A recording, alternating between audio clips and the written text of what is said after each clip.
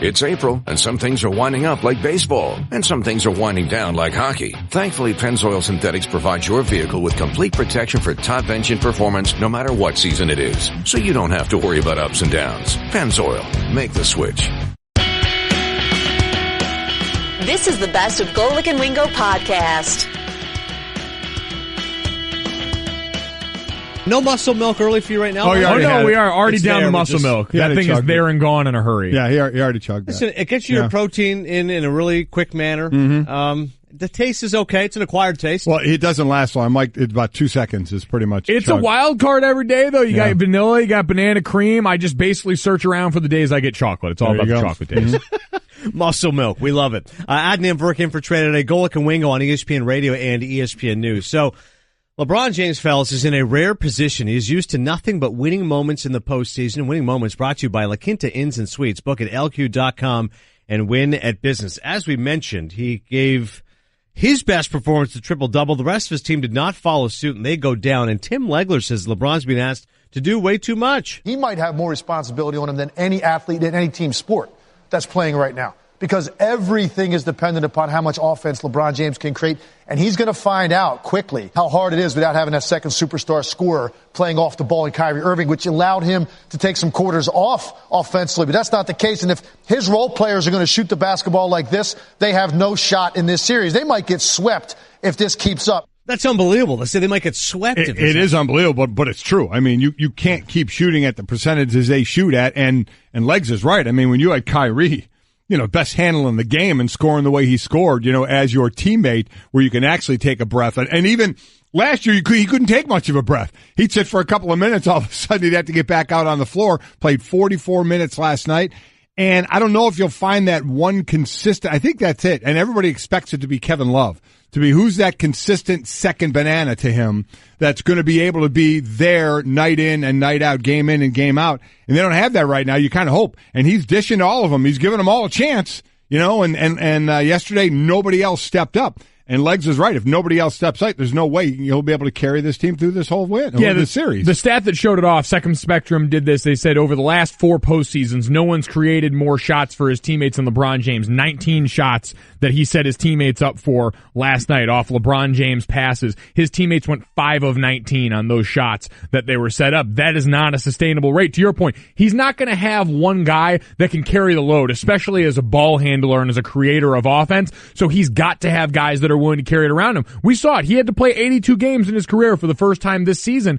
And while some of that I think is about him wanting to prove to people, all right, I can do this just because you said I can't, a lot of it was I have to because we full-on hockey line changed this team during the course of the season. I'm the one consistent thing that we have. A lot of that's been by design, and so he's going to have to do it in the postseason too. Yeah, definitely concern right now for Cleveland, but because of the past, I guess, just history of success, obviously, LeBron can lean on. It's not like it's panic time just yet, although Game 2, if they lose the Q, is a different story. Also of note is what Paul George and Oklahoma City Thunder did yesterday. So, of all the games to look forward to, this is an interesting matchup because you start to wonder, hey, are the Thunder that team that can challenge Houston and Golden State of the Western Conference? And if he shoots like that, 13 of 20, a game-high 36 points, well, maybe he deserves his own nickname. Y'all ain't met Playoff P yet, huh? That's right. Playoff P is his nickname. Y'all ain't met Playoff P yet, huh? Listen, it sounded very uncomfortable when Carmelo and Russell, was it Russell? Oh yeah, Carmelo and them, they got asked about it. And they were really kind of, wait, what's this going on? Both of y'all, can you just talk about playing with Playoff P finally and just getting a chance to see him getting it going like that? That's his name? Playoff. That's the new name? I don't know. I'm gonna let Russ answer that one. Playoff P. Listen, as a guy who goes around calling himself the captain, I'm not gonna totally knock self-appointed nicknames, but somebody gave the nickname to me. Not many people use it. Nobody gave this nickname. We don't know. Have we found out? Have we found out the origin of this? Did he nickname himself? Like, has anybody actually called Paul George Playoff P except for himself? Because if so, that's a violation. That's a flag. Without a doubt. We sounded like we heard the birth of it right there. Playoff P is the Lance Stevenson of nicknames. It's horrible. It is living proof that just because you can doesn't mean that you shouldn't, because it's just lazy. It is alliteration and a reference to a time of year and a guy's name. That is not original. That is not a nickname. Yeah, once again, it's coming from him. Take a listen. Y'all ain't met Playoff P yet, huh? I love that. Y'all ain't met Playoff P yet, huh? That is the long laugh of regret. Playoff P, but listen, everybody talked about the side that won in this trade, with Oladipo going to the Pacers, obviously, and George going to Oklahoma City. Well, he did, forgetting all the nickname stuff, 36 points, 80 points between the big three. Russ had 29, and Carmelo Anthony added 15, so it's a big win for them over, and Paul George said, I think the last minute of this game, he had a hip contusion that he hurt a little earlier in the season. Donovan Mitchell, the rookie phenom for Utah, will be battling out with Ben Simmons for Rookie of the Year. He ended up hurting his toe. Yeah, stubbed his toe a little bit. He came out in the fourth quarter, went back in. Quinn Snyder saw he was still in a little bit of pain, pulled him out again. I had x-rays, I believe, an MRI, and all that was negative. He said, I was just being a big baby about it. He said he just stubbed my toe. Rare admission from an NBA star. How about it? Yeah. Sabonis, by the way, went along with Oladipo in that trade. Yep. So, listen, it's one thing for people to say, well, it wasn't much of a return, but Oladipo's a guy, listen, I've worked with Tom Crean, Mike Jr., and he's obviously was a great analyst with us here at ESPN. He told me Oladipo's a guy, don't sleep on him. He's capable of bigger and better things, and once he's given that stage, he really has embraced it with Indiana. He was given time and room to shine, and now we're all seeing that play out in a big stage to where we've made the point the national TV audience really didn't get as much of a chance to see. So I think much like last year's initial postseason series for Giannis and that Milwaukee Bucks team was really a coming out party on the big stage for him, where everyone took notice of a guy. We know the burden. Do it in the postseason. Right. Victor Oladipo's getting that chance now, and at least one game in is taking advantage of it. Do you feel like, Mike, they're that team out of the West, aside from the Rockets and Warriors, do you feel like can make a run because of that trio of stars? Well, I think people thought it was them or Utah. Right. With what Donovan Mitchell was doing, you have Gobert was probably, in line for the Defensive Player of the Year, that they could be the team coming out. Who was the other? I'm just happy we have other teams coming out. We're talking about the 76ers in the East. Yep. Toronto. Now, we talked about Toronto before. They just can't get over that playoff hump. So really, it's more talk about the 76ers, and they put a huge win in Game 1 in their series with Miami, because there are those that thought Miami would give the 76ers a little bit of trouble there. Embiid already ruled out. He's through the concussion protocol, but so he's ruled out for Game 2, but they didn't certainly need him in Game 1. And I think it had been Utah, possibly maybe Minnesota. Did you start thinking up of them going up against, Houston and being that 8 seed was going to be a tall task for them. So maybe still a year or two away. For this year, I think the talk had been about Utah because of Mitchell, and really about Oklahoma City if those three got together and played well. Well, and we'd been putting Oklahoma City on the back burns. Almost every narrative got challenged this week. Cavs in the first round, unbeatable, check. All the slander around the Boston Celtics as a 2-seed, check. And then in the Western Conference, it had been all Jazz leading up to this, and Oklahoma City reminded you, we're still here. And by the way, we're talking about all these teams, Houston getting pushed by the Timberwolves and all this. And by the way, Golden State snapped back into form. Yeah, how'd that work? About to say, literally, flip the switch. The Spurs without Kawhi Leonard, which has been a long, ongoing saga. We don't need to regurgitate that necessarily. Aside from the fact Kawhi Leonard's not there, they don't know when he's coming back, and that's the bottom line. And they're a shell of a team without him. Yeah, they are. They're not going anywhere without him, obviously. And Golden State looked good, 113-92 win over the Spurs in one of the first game on the Saturday games. And speaking of Golden State, just to circle back to bad nicknames, this can't be real, Parada. Our researcher, Brett Parada, has what Kevin Durant had as the worst self-appointed nickname. Go ahead. A few years back, we were all trying to figure out how to nickname Kevin Durant, and he wanted to be called the Servant. That can't be real. What? No. That Cliff, is that true? No. He wanted it himself. He said, call me the Servant. Did he give a reason Can you for that? confirm? Do you remember this story? You remember? Yes. I believe it was something about serving God. Okay, February 18th, 2014. Okay, yeah. So Dan Stanzik has pulled up the story. I will read this. As he strives to win his first league MVP award, Kevin Durant is ready for a new nickname. Just call him the Servant from now on, the star forward told Grantland's Bill Simmons. I like to serve everybody, my teammates, ushers of the game, the fans. When asked why he chose the Servant as his new moniker, he likes KD, comparing it to the simplicity of AI, the nickname of former All-Star guard Allen Iverson. But for now, the servant is what fits best. I know it's kind of weird to make your own nickname, Durant said, but I like that one better. That is the heavyweight champion of bad self. I like the one the people were calling him the Slim Reaper. And that's a great one. He didn't like that. He was trying to distance himself from that. I'm not here to be a guy of, I guess, death. Why not, man? Yeah. The Slim Reaper is awesome. I love that nickname. Well, especially relative to the rest of that trash. Oh. Those are impossibly bad nicknames. Horrible. For you to sit around with your team, because I imagine he consulted a few other people, you know what that means? He needs better friends. If that got to daylight, like companies that come up with really borderline ad campaigns that end up being pseudo-racist and awful, right. The fact that they got to daylight indicates you've got a bunch of people who somehow let this happen. A bunch of really bad friends let Kevin Durant come to the sunlight with the servant as a nickname idea. You're terrible. So, I think sometimes people get in their own way. Like Paul George already has a great nickname, PG-13. Yeah, his initials and his jersey number. It's incredible. His game is R-rated. Cinephile endorsed. Cinephile again already? Really? The Cinephile battery is in the building this morning. 2 in the first hour? Just seriously, listen to this one more time. When it comes to playoff P, Y'all ain't met playoff P yet, huh? I just said that uncomfortable laughter is unbelievable. All right. It's a cry for help. Golic and Wingo. and Wingo. Trey Wingo and Mike Golic Sr. Great to be back here and taking a little heat from my driving, perhaps. Uh-huh. Adnan Virk in for Trey. Golic and Wingo on ESPN Radio and ESPN News, presented by Progressive Insurance. All of our phone guests on the Shell Penzo Performance Line with the Golics. But, Mike Jr., I'm sure your dad knows, listen, a little heavy foot once in a while. If it gets you where you need to go, a rolling stop is just a suggestion. These are the kind of the rules we go by. These are the rules of the road that I feel like, especially in a male-dominant car, you learn pretty early, but Dad passed that lead foot on more to my brother Jake than to me, who drives with more road rage than the average person should, but he could certainly appreciate your maneuvering. The wife isn't really usually happy with my driving. It can be a little aggressive. Are you an aggressive driver as well? I am. I think that's the best word to describe it. I've got places to go, Mike. There you go. Places to go, people to see, things to do. Get out of the way.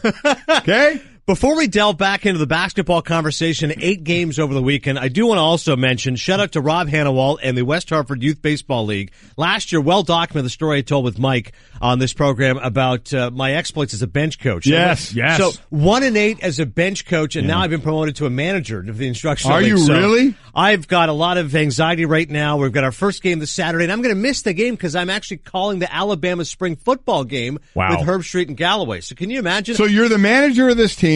Practices would have had to be tough because the weather's been horrible out here. We had a practice yesterday, but it was so freezing. The team has barely been together, and you're going to miss the first game. Yeah, I still got to give out shirts. I still got to figure out the lineup. There's commitment.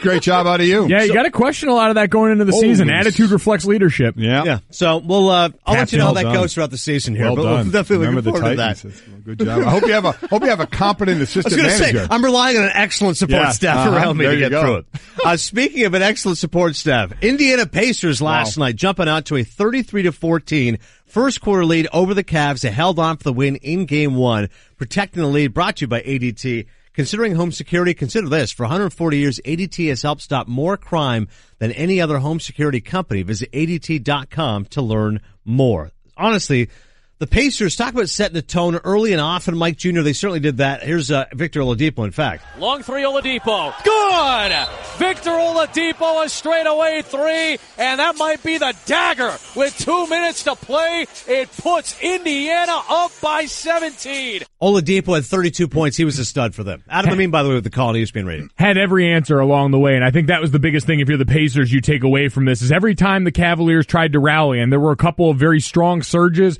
in a hostile road environment, the Pacers found a way to answer. Listen, they played well. They played that blue-collar, tough defense, especially when Lance Stevenson comes out on the court. You're not sure what you're going to get, as he's out on a guard and LeBron. That's always a fun matchup to kind of watch. But Oladipo carrying a little extra juice because he didn't like the way Gilbert, the owner of the Cavaliers, kind of talked about how, the Pacers didn't get a whole lot back for Paul George going to Oklahoma City. Mm-hmm. Oladipo kind of took that personally. It's a team that was only on national television one time, so as a team, and I'm sure as a fan base, feel a bit disrespected from that side of it. And, you for at least this one game, you led wire to wire, got a little iffy, up 23 at one point, going into the fourth quarter, they were only up 8. You thought, here it comes. Here it comes. They're going to start hitting shots, or the Cleveland is. LeBron's going to take over even more, and they're going to pull out this game 1 win. But to the credit of the Pacers, they held them off. They just when you thought it was going to turn, Pacers didn't let it happen and take a 1-0 lead on the road. Now, here's what else is trending.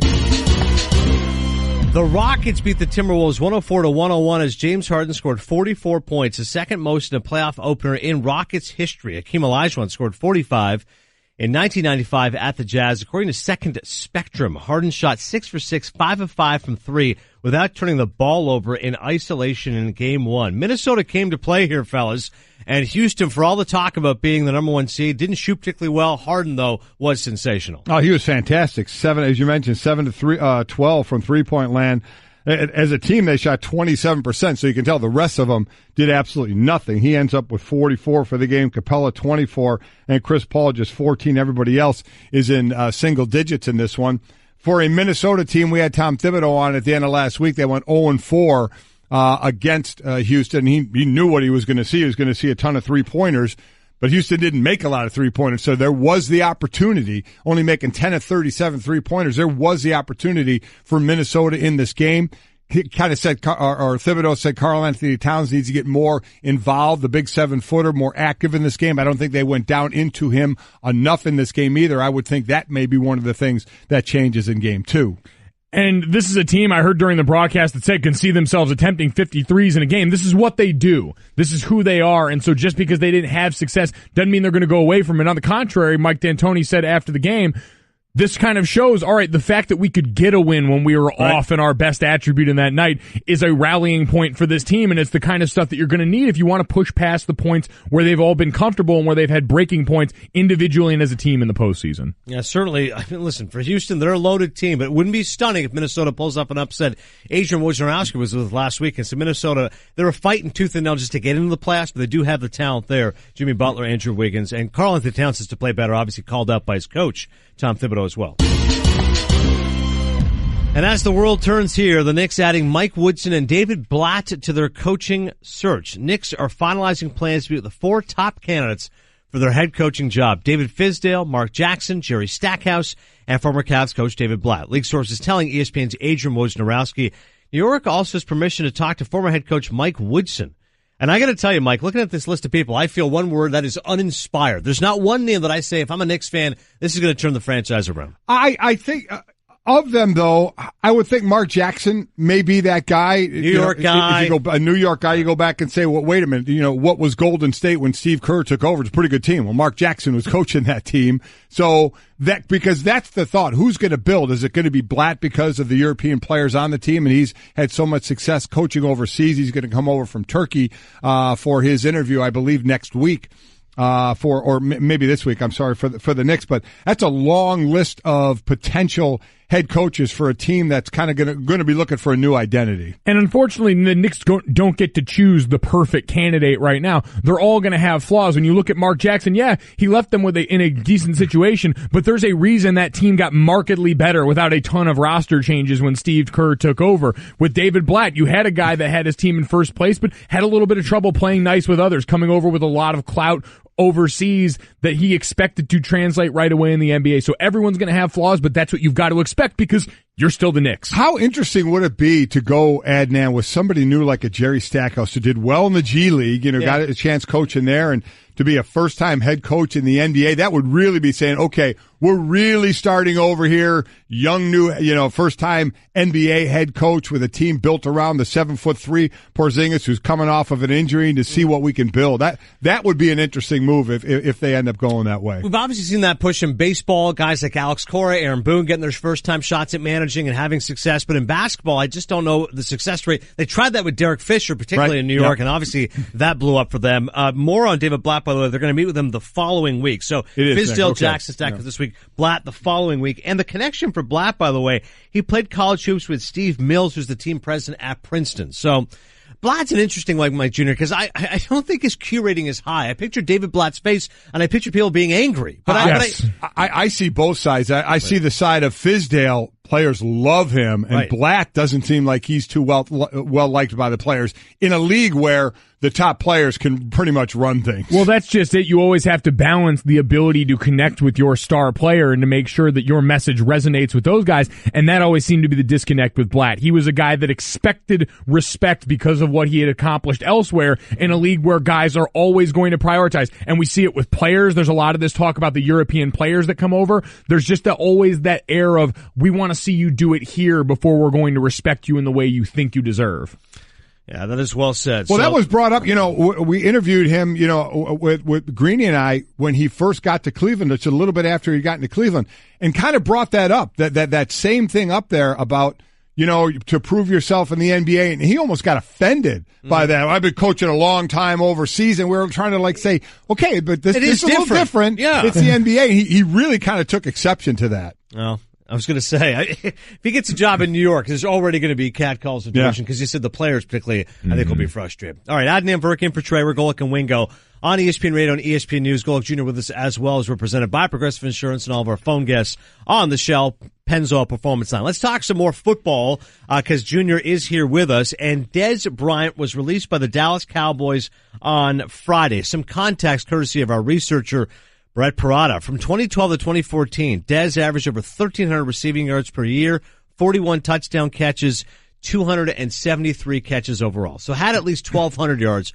all three seasons. But 2015 to 2017, never even reached 900 yards, 17 touchdown catches, and 150 catches overall. Clearly was a much different player with Dak Prescott as his quarterback rather than Tony Romo. Well, and I heard a lot of people obviously talking about this, one being Deion Sanders, who, is one of the great all-time greats. And he said he thought it was a mistake because Dez, he felt, still had something left in the tank. And my thought was he probably does, but is it worth 16.5 against your cap? That's what you have to start managing. I think Dez still certainly has some talent to obviously be a player in this league and put up some numbers, but you just mentioned where the numbers had fallen to, and you have to manage that against $16.5 million that you're going to pay him. And from what we understand, there wasn't even the talk of a pay cut. It was basically, it's not going to happen. So no pay cut to stay. It's just we're going to part ways here. They have a lot of dead money. They still have the dead money from Tony Romo. They have the dead money from also from coming up from Dez. I think they have about $22 million in dead money this next, so they have to work through that.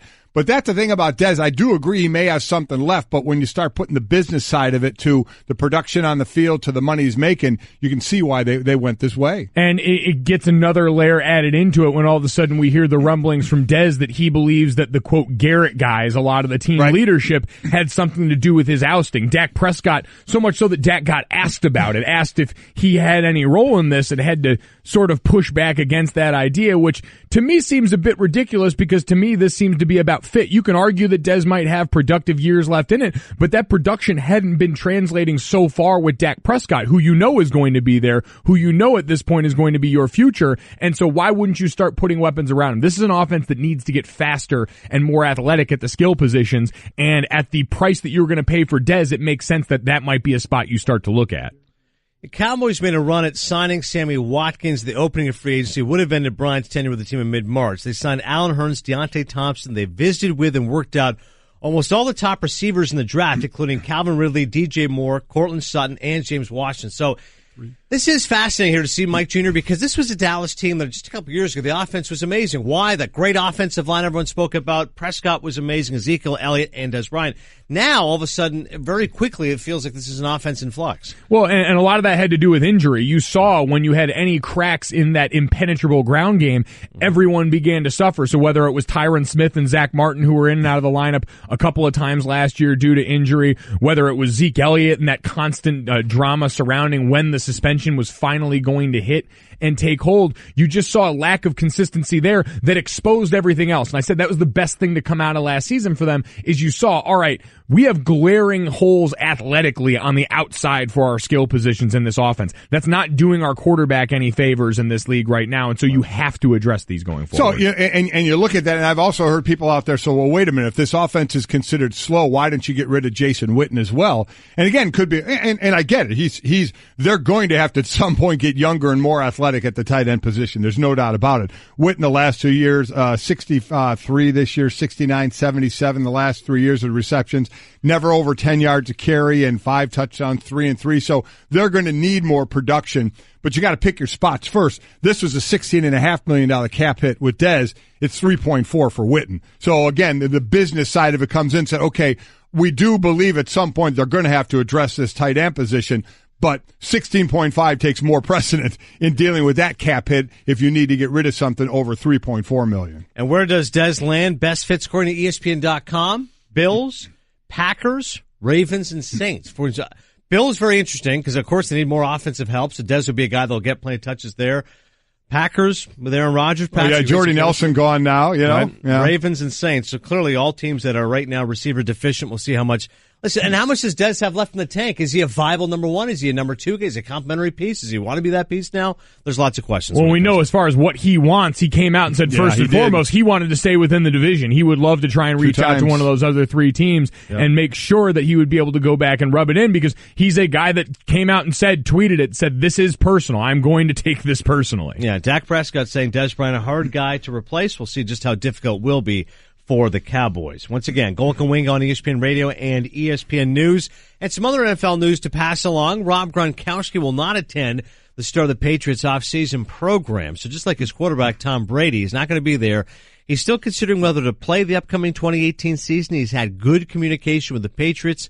A $250,000 workout bonus in his contract, which is paid out based on attending a percentage of the voluntary workout. So for now, he's not going to be there, but do you feel any way this leans towards him returning or not, Mike? I don't think so, just because we've already heard that Tom Brady being back this season is a huge note in the positives for Gronk. I think that's got someone he can commiserate with because regardless of what level or what extent you believe it's true, there seems to be at least the idea of frustration surrounding these 2 great players and their coach who all exist in their minds on the same plane and aren't being treated that way by that guy. So at the very least, you've got someone that's in your camp with that as far as Brady and Gronk together.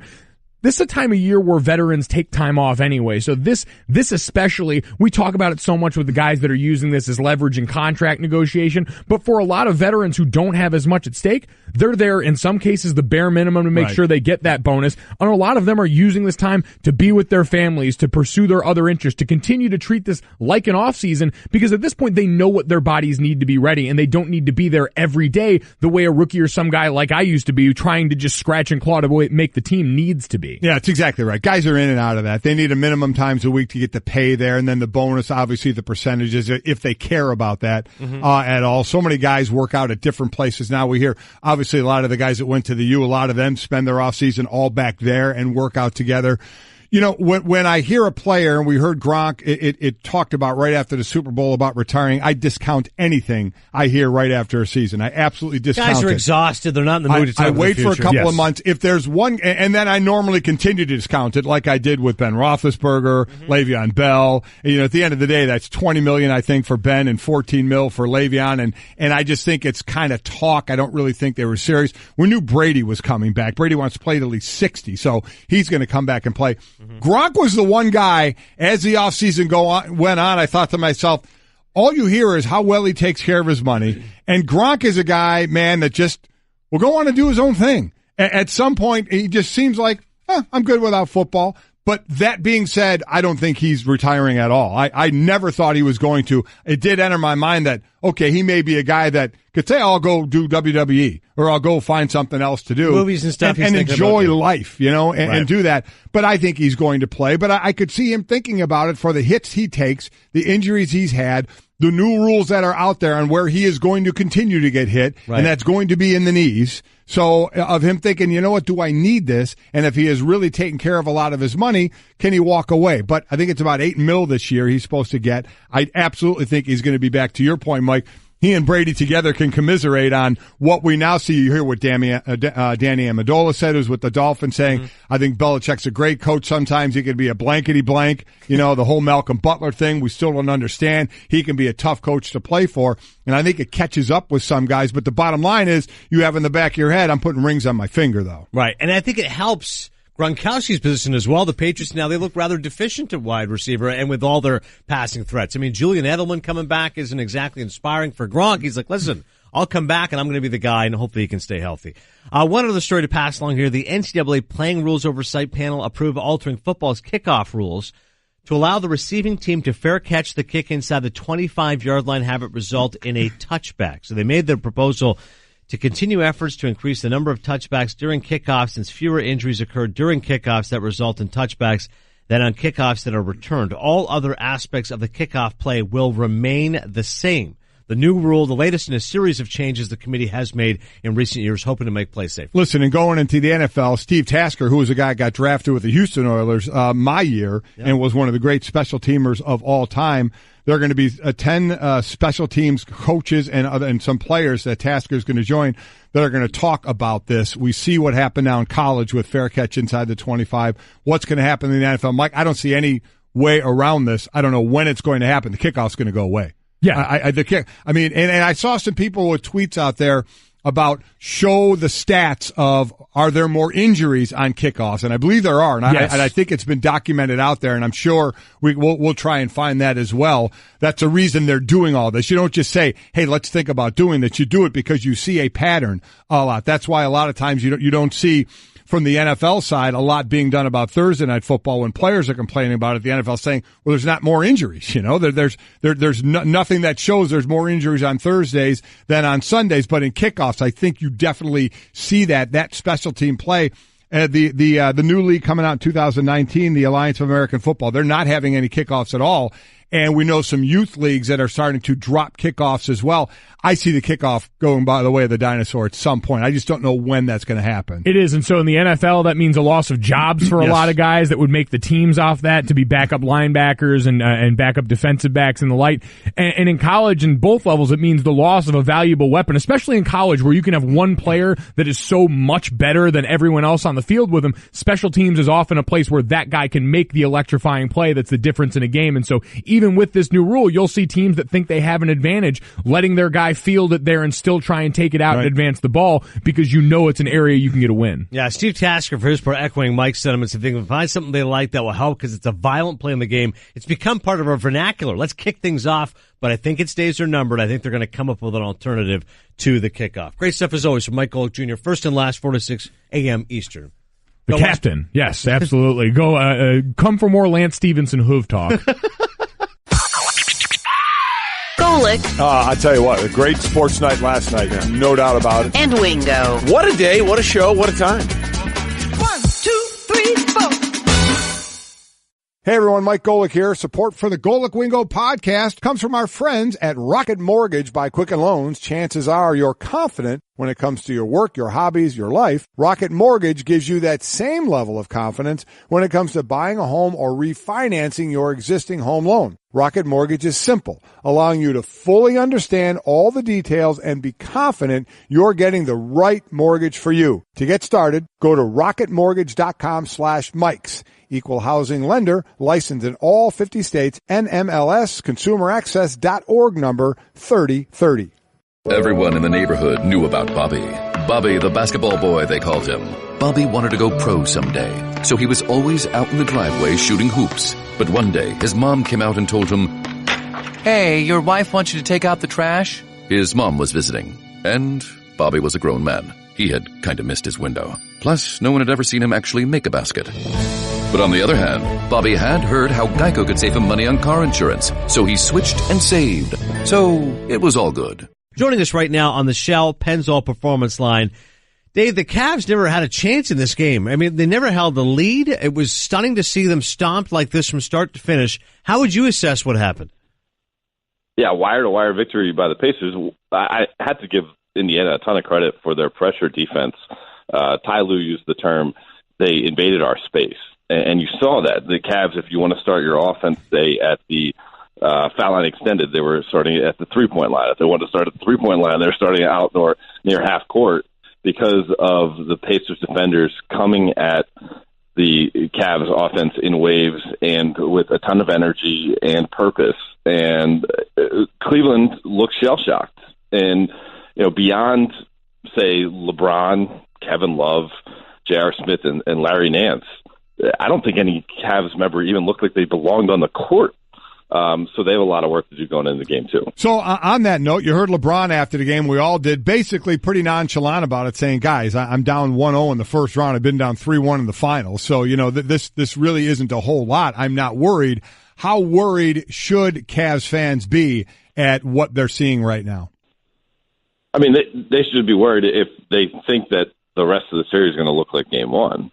But I think LeBron has a point there where, okay, we preached about playoff intensity. He kind of chuckled at the idea that in the regular season, people can use the term a playoff-type atmosphere. And he said, no, it's nothing like that until you actually experience it. Now these guys have experienced it. Let's see how they respond to it. I think Tyronn Lue's message was, you just got to play hard. That's the only way you're going to get out of this is to play as hard as your opposition is. They didn't do that in game one. They have 2 days to make adjustments, 2 days to get their bodies and minds right. And, they know what to expect going into game two. Certainly that's one thing you can take away from that beatdown that they had on Sunday. And, of course, LeBron's going to rely on his past success, Dave. Saying after the game he's been down before in a series. It was down 3-1 in the finals against the Warriors. Not worried. But at the same time, game two obviously has a heightened sense of urgency. But do you think that some of these players may be viewing it as a must-win? You lose 2 games at home, then have to win 4 or 5 on the road against Indiana becomes immeasurably more tough? Yeah, I don't know if anyone in that Cavs locker room is going to use that terminology, but I would imagine that would be the mentality that they adopt going into game two. If they fall down 0-2 to this Indiana team that obviously feels like they have a little bit of destiny on their side, with the way the series started, with the way they came together, trading away a franchise piece in Paul George to make this team possible, and going into Indiana where they have a little bit of that Hoosiers underdog lovable feel. You don't want that situation. So, again, I don't think anyone, when we go to practice today and talk to the team, anyone's going to use the terminology must win. But in essence, that's what this is.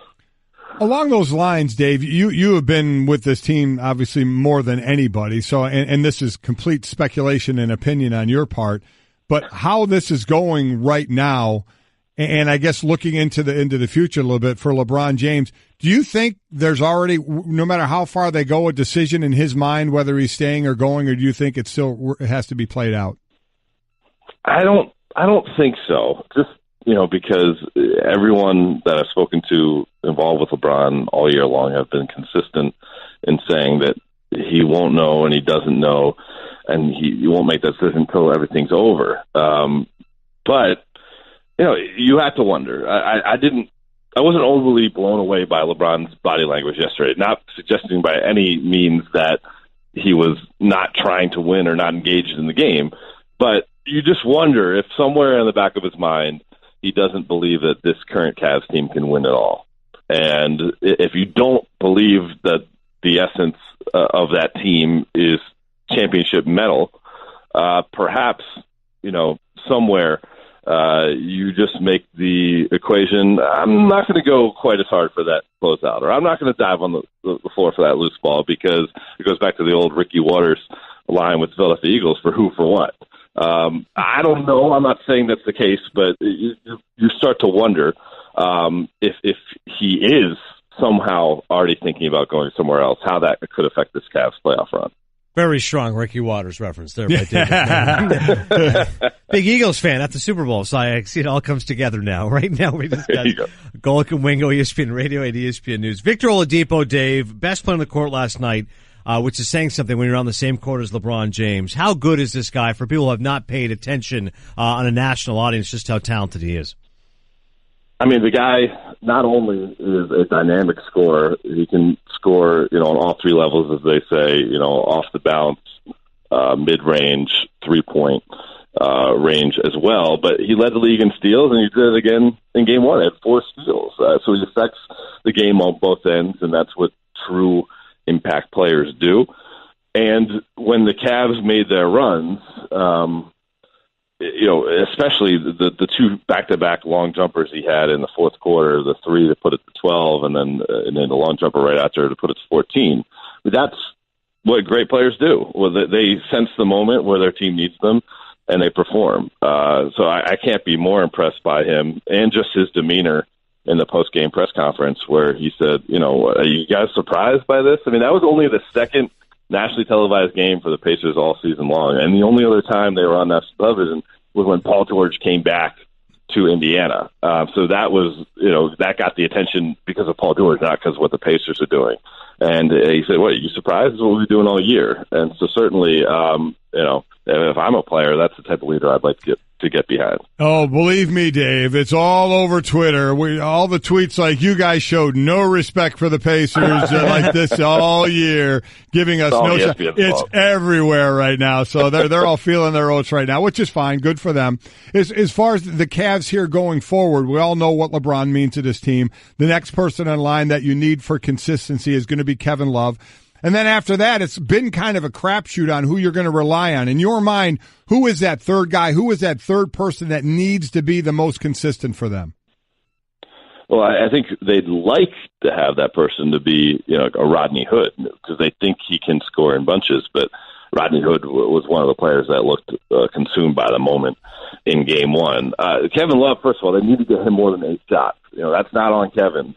Kevin doesn't control the ball. He's at the point guard, so they got to get him more involved in the offense. He missed 3 shots early and then only got 5 shots the rest of the way. That needs to be an adjustment going into Game 2. I think J.R. Smith, they will lean on more. That coaching staff loves J.R.'s mental toughness when he is on a roll. And obviously, he looked like that in Game 1. But again, this is what happens when you trade away Kyrie Irving and don't get that diamond in return. They need to have impact by committee. So it's Hood, it's George Hill. Hopefully Kyle Korver's foot feels better enough to play more than 4 minutes like he did in Game 1. They're going to need 3 or 4 guys giving them double-digit scoring. No doubt about it. But as LeBron James has said, he's the last guy to ask about playoff deficits, and I would think most people feel like Game 2 they'll come out and knot this series up. Dave McMenamin, always great stuff. Follow him on Twitter at Mc10. Thanks so much, Dave. Appreciate it. Thanks, Dave. Thanks, guys. Golic and Wingo. It was all sort of one big giant Jell-O mold. It's very interesting where that went. Another man who loves baseball, our baseball insider, Tim Kurkjian, joining us on the Shell Pennzoil Performance Line. Get the feeling of being rewarded with gold status at Shell with the Fuel Rewards program. Download the Fuel Rewards app, join, and start saving 5 cents a gallon today. Timmy, Bartolo Colon was released by the Rangers on March 24th. He's re-signed 2 days later, and last night on our airwaves on Sunday Night Baseball, he almost pulled off the nearly impossible. What were you thinking watching it? Well, it would have been one of the coolest things we've ever seen. As you said, he would have been the oldest guy ever to do that. Nolan Ryan was a similar age, but he doesn't throw like he didn't throw like Bartolo Colon does. Now he doesn't look like Bartolo Colon, but just another reminder of the beauty of baseball. It comes in all shapes and sizes. And here's a guy who throws basically all fastballs and says to people, go ahead, try to hit this, but you have no idea what quadrant it's going to. And I changed speeds off of it. And that's why he's had such a remarkable career and still going at 44. Amazing. Shapes and sizes, a key term there. I really enjoyed that. Nolan Ryan, by the way, threw a record 7 no-hitters. He threw one in 1991. He was 44 years and 90 days old. So, yeah, Bartolo Colon would have been the oldest to do that. All right, Timmy, around the league right now, the early part of the season, but starting to read just clips here and there about more and more guys that are going on the DL for this or DL for that. Where do you think has been the worst effect for this for a team and players that they have lost? There's so many teams that are being crushed again by injuries this year. And Golic, there's something to this terribly cold weather that is affecting these players. And no excuses, no sympathy necessary, but it's so easy to get injured in a baseball game. And then you turn the temperature down to the 30s, and we have snow and rain and everything else. And that's where some of this is coming from. And it simply is not a well-played game anymore when it's played in this kind of weather. This is nobody's fault, and it's just the way it is in April. But with all these postponements and players not having their bodies in in the right rhythm. Baseball is very much a rhythm game. They play it every day, and now the Twins are going to go 4 or 5 days without playing a game. That's really unhealthy for a baseball team early in a season, and I think that's part of the reason we're seeing as many injuries as we have. Talk with the great Tim Kurkjian right now on Golic and Wingo, ESPN Radio and ESPN News. Timmy, looking at the Mets, NL best 12-2. We knew that with so many of us picking the Nationals to win the NL East, something had to go awry. And so far, the Mets have been that team that's been a surprise. And what's part of the surprise is this: Matt Harvey may get dropped from that rotation. He was a guy who you thought, well, he has to bounce back for them to have some consistency. But instead, Mickey Callaway's done a great job with his bullpen. Gesellman and Lugo have been terrific for them. What have you seen from this Mets team?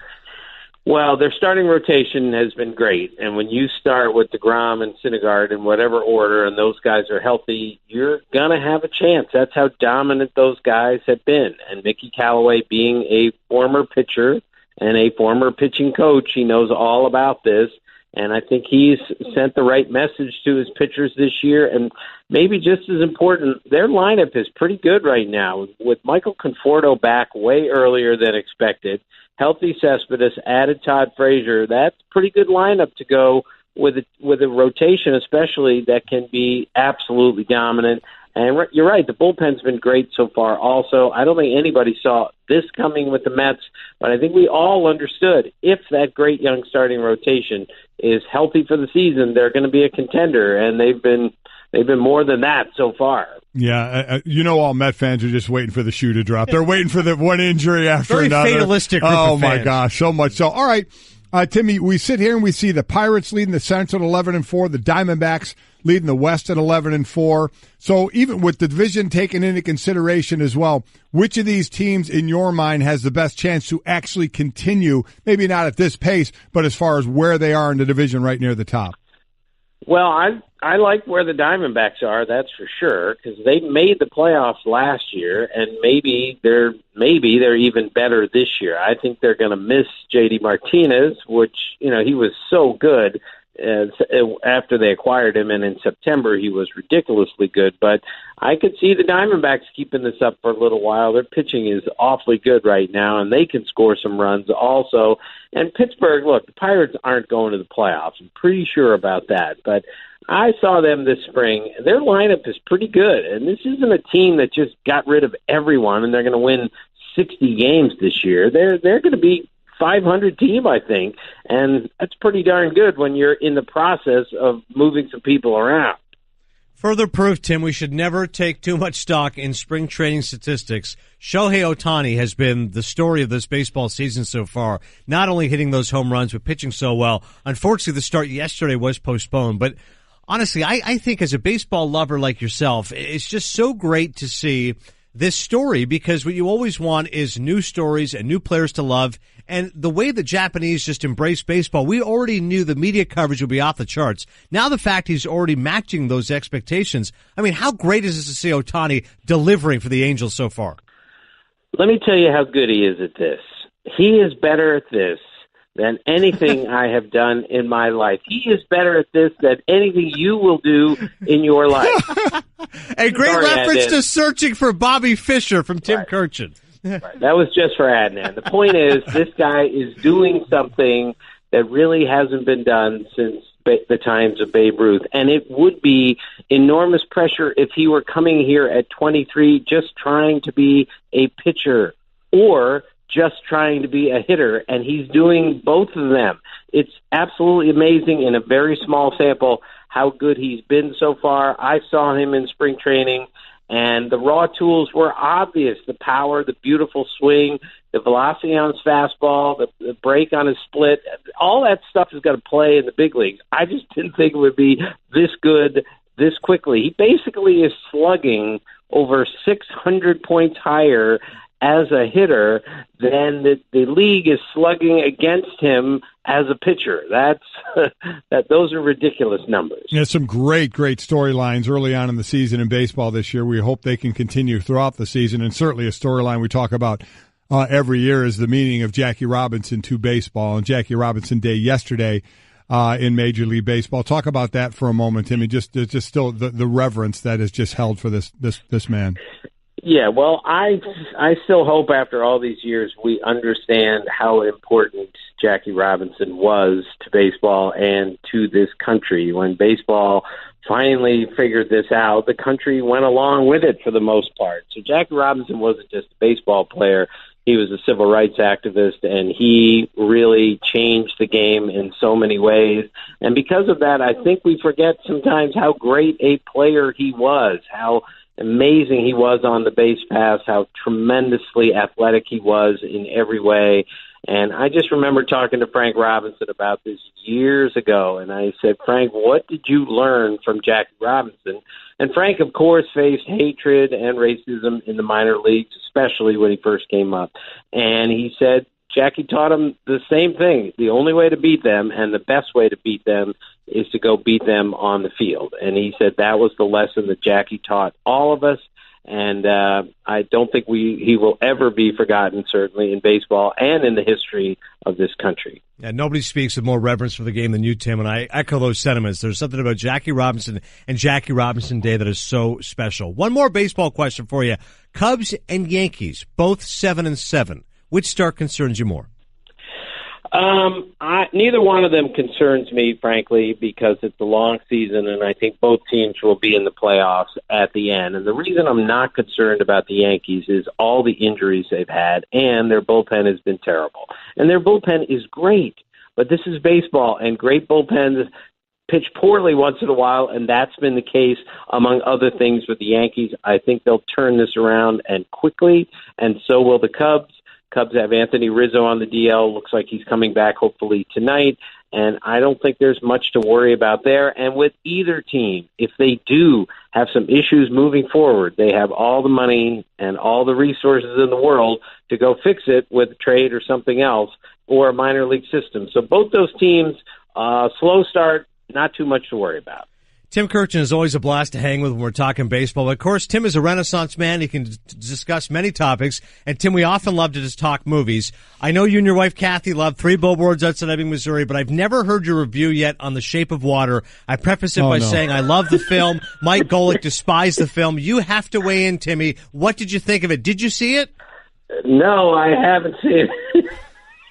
I'm always going to a Reds Pirates game, so I don't get to the movies as often as you do, Adnan. I haven't even seen it yet, but I've heard Golic. I know he hates it, and what a mismatch you and him when it comes to the greatness of movies. It must be hilarious together. Timmy, I would just say that matchup you always watch, go back and rewatch them all from decades ago if you want to, rather than watch Shape of Water. Pull out any DVD you can. A movie that I know you have seen, Timmy. R. Lee Ermey passed away. He played the drill instructor in Full Metal Jacket. How great. That first hour of that movie, how powerful he was in that movie, right? Incredible. It was pretty incredible. It was too intense for me. I can't take stuff like that. It's too hard for me. But I watched it, and I barely got through it because I am so weak. I am so squeamish on things like that. That was a tough one. I'm with you. That was. We can all enjoy searching for Bobby Fischer and movies of that ilk. Tim Kurkjian, thanks so much, Timmy. Thanks, Timmy. Okay, guys. See you. Golic and Wingo. Let's not expect too much. There's only one person out there that's expecting way too much out of this guy too early. We know who that is. It's his father.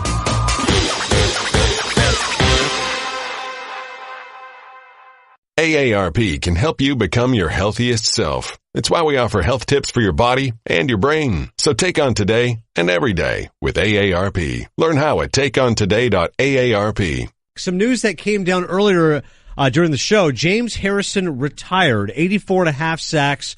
Obviously put together a brilliant career. Although, Damien, me and Mike were a little bit surprised. He ranks 52nd all-time in sacks. Kind of would have thought a little higher than that. But, I mean, you picture him in his heyday, only the 3 seasons where he had double-digit sacks. But at his height, he was absolute terror when it came to sacking quarterbacks. As a guy who was in the trenches, what was it like for you when you saw James Harrison coming at you? Oh, he was an absolute monster. Listen, I applaud James Harrison because you got to understand where this guy started. He was an undrafted guy. I believe he got cut 3 times, by the Baltimore Ravens, and then went on to become one of the best outside linebackers in the National Football League. But I mean, the thing that made James Harrison unique was, first of all, his height. He's a guy that's under 6 foot. He's, one of the strongest dudes that you'll ever come across. and he was just explosive off the ball. So if you're an offensive lineman, most offensive linemen, especially tackles, are tall. Mm-hmm. So, Mike, as you know, the game is all about leverage, and you naturally have better leverage than the offensive lineman. Boy, you can wreak havoc on a lot of quarterbacks, which he did. He seemed to, would you say his game, it was a little too one-dimensional for the game of today. Obviously, when you get older, your skills kind of erode some, but he always had that strength. But as I said earlier, the tweener used to be the odd person out in this league. Yes. Now the tweener is kind of that pass rusher, and he just kind of fits that one-dimensional road of, you're going to get a workout playing against him, but, not once he was past his heyday, he didn't kind of fit that versatile athletic pass rusher that we're seeing in today's game. Yeah, he wasn't the type of guy that had all these different rush moves or, the type of guy that could be out there in coverage, because we all know the game is different today. It's a much more passing league. You got to have guys, this is not the Blitzburg of old right. where guys can just come screaming off the edge. Now you have to have more responsibilities and pass coverage and all those type of things. So he was kind of in that era.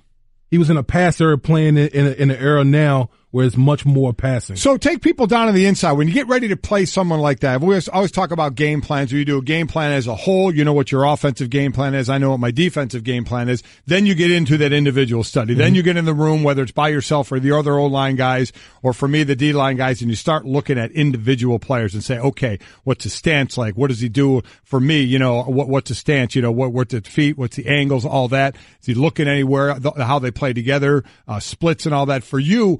And you're looking on the defensive side, when you're going to play against a guy like that, what was your thoughts on him when you're going to play against, what you're watching for and what you're expecting? Well, first of all, he wore a visor, so you couldn't really see his eyes. A lot of times the offensive lineman, we like to see defensive players' eyes because sometimes they give things away, but he wore a dark visor, so you can scratch that off the list. You look at get off. I always say the one thing that scares, the number one thing that scares offensive linemen is speed. Guys who can get off the ball quick, those are the guys, in practice, I need to simulate that type of speed off an edge. He had really good get off. The one thing about James Harris, he didn't have many rush moves. It was really about speed to power. And what I mean by that, he would explode off the football. And because he was so short and strong, that he would convert that speed and come right into your chest and try to bowl you over into the quarterback, or he'd try to get the edge, come around the back door and strip sack the quarterback. So again, this guy was the ultimate competitor, a guy that came from really nowhere, undrafted, and to play 15 years. I mean, that says something about the character of a player to be able to play that long. Let's take it a little bit further, because I think this is interesting to people, is what other tips? What do you look for? I look for certain things from an O-line and back. What do you look for to try and, outside of just lining up and saying, I'm going to block that guy, what tips do you see where the defensive line gives something away to you? Stance. Because I can tell from a stance what he's doing. If he has a lot of weight like over his knee, okay, he's coming. He's screaming off the edge. If he's, lined up square, okay, then he might be making a move inside, or he might be, dropping out in pass coverage. So, and if, like, for a defensive lineman, if you see the knuckles, the whites of the knuckles, okay, this guy's coming. But if he's kind of relaxed back, then you know that this guy, either he's dropping back or he's kind of moving along the line. So there's a lot of nuances when, a lot of things you look for as an offensive lineman, and look for tips. And I tell people all the time with film study, defenses will give things away as far as players, stances. It's all the little things, but those are things that you pick up, the more you're in the league. So true. As a defensive lineman, I would do the same thing from the offensive side, especially I'd see a guard. He'd be back a little bit, not in his stance, but back off the line a little bit when he's pulling. Right. Same thing with the knuckles. Is he white knuckling? Now, when I was playing, there was a lot less guys that were wearing gloves all the time, so you could see, the knuckle and what they did, how much their fingers indented into the grass. Right. There was another thing that I always picked up on was while the cadence was going on, right at the last second, a lineman would just a hair dig in just a little bit with the foot, with a foot. And what did that mean? That's a foot he's pushing off of. That's right. So if he's pushing off that foot, he's coming, the other way. I would just look for that. And the other, who gave it away the most? Running backs. running backs would come to the line and they would look. They would look where they're going or look in the direction. Yeah, right. And so you would at least know something good, whether they're coming that way or the place. And then you kind of look at the formation that you went in your game plan and say, okay, that kind of matches up. That's right. To what's going to happen. That's right. That's something that, I've heard a lot of defensive players talk about a lot. When watching the offense, they'll look at the running backs. Yep. To see, is this the type of guy that looks around and looks where he's going? If so, okay, that's a key. Mm-hmm. So I know people, I know a lot of fans out there, they watch the game, but there's a lot. So much. There is so much that goes into trying to get that little edge, against your opponent. Having said all that, Damon, you own James Harrison, right? He never beat you for a sack. Yeah, of course I'm going to brag on myself. I'm going to brag on myself. But listen, man, he was that's the type of dude we call a war daddy. He was a load. Yeah. Woo. Other news in the NFL, Cowboys releasing Dez Bryant. He's clearly fallen off in terms of production. He was averaging, or at least had 1,200-yard seasons 2012 to 2014. Last 3 years hasn't even eclipsed 900 yards. Is he still a number one guy? Because in his head he thinks he is, and he wants to go to a team in the division to show the Cowboys, you made a mistake by getting rid of me. Production says no. Dez has never been a speed burner. Even when he came into the league, he was really good at the 50-50 ball, strong hands. That was the type of guy that he was, big physical receiver. Clearly the past 3 years has been a downward trend as far as production. I would in Dez's defense, though, I will say, quarterback play might have had a little bit to do with that, because it seemed like with Tony Romo, he had they were much more in sync as opposed to Dak. So, one of the things that I said last week was I would love to see Dak go to maybe Aaron, pair up with like an Aaron Rodgers or.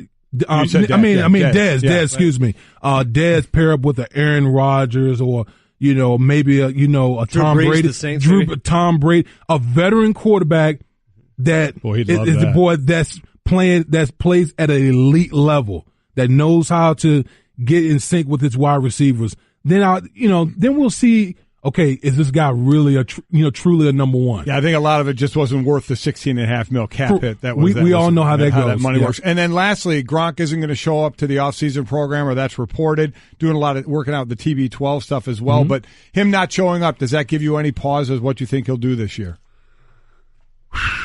We keep talking about this. We've heard whispers about Gronk maybe moving on, and I've always said if you got your toe in the water. That's usually a sign. The one thing about Gronk is he's done such a great job with his money. Yeah. As far as saving it, it gives you so much flexibility. And there's been talk about Hollywood and all those type of he'll wrestling. do something. Gronk will be able to. Gronk can punch his own ticket. And when you have that type of flexibility or those type of things that you're capable of doing, he can easily say goodbye. He can. All that said, I think he's coming back. I think he's coming back too. One more kick at the can. This is going to be interesting. 28 years old. There's Brady's a lot, still there. One more year. There's a lot going on with the Patriots organization this offseason. There is, and you heard Danny Amendola about how he loves Bill, thinks he's a great coach, but he can be a bleepity bleep sometimes and tough to play for. And I say he's been unshackled. Yeah, he's been unshackled from the Patriot way. I think Gronk alluded to that. Yeah, that's right. That's right. That didn't that's sit right. well with Bill. Great stuff as always, Damien Woody. Thanks, man. Yeah, no Thanks, problem. Man. This has been the Best of Golic and Wingo podcast. You can listen or subscribe on the ESPN app, Apple Podcasts, or just ask your smart speaker to play Golic and Wingo. Plus, you can check the guys out live weekday mornings from 6 to 10 Eastern on ESPN Radio and on ESPN News. I just saved hundreds of dollars by switching to Geico. I feel like a whole new person. Disclaimer, you will not become a whole new person. This is impossible. You might be able to join a gym or diet program, buy a new wardrobe, get hair implants, but your DNA and physical form will remain the same. Geico waives any and all liability if you attempt to become a new person, except a cyborg. If you choose to become a half-human, half-cybernetic organism with lasers for eyes, the Geico legal team would be cool with that, because, quote, laser eyes are pretty sweet. Pew, pew, pew, end quote. Geico. 15 minutes could save you 15% or more.